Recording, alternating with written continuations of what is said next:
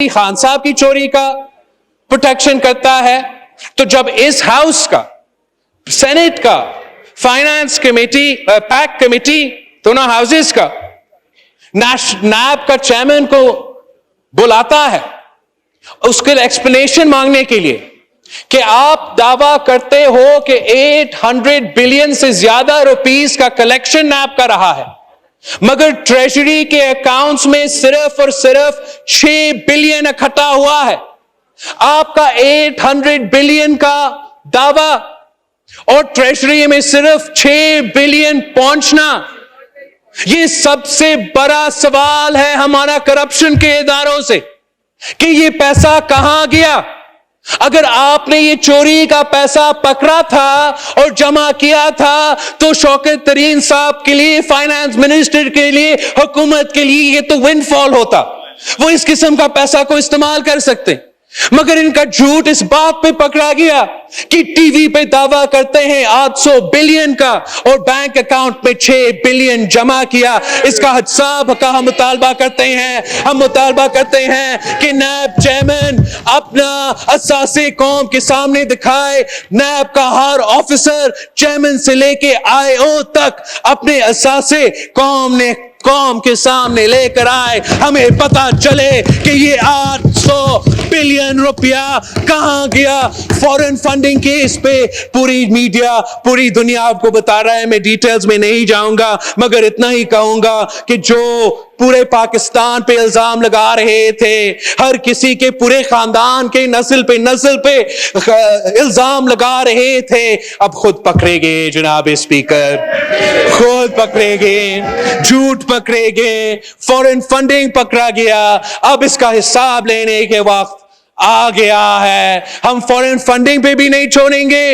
اور جو سب سے اہم اور میرا آخری سوال ہے آپ سے جناب اسپیکر، یہاں کے کسی کے وزیر سے ہے، ہمارا وزیر اعظم صاحب سے ہے کہ جناب اسپیکر، خان صاحب کہتا تھا کہ لوگ حکومت بناتے ہیں، اپنے آپ کو امیر بناتے ہیں، قوم کو غریب قرار دیتے ہیں.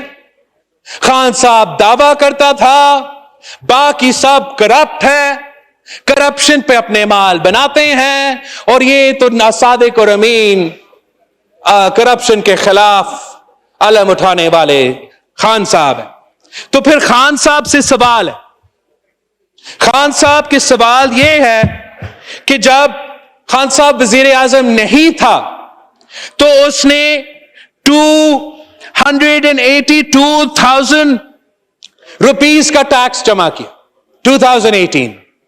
2019 میں 9,854,959 روپیز کا ٹیکس جمع کروایا گیا.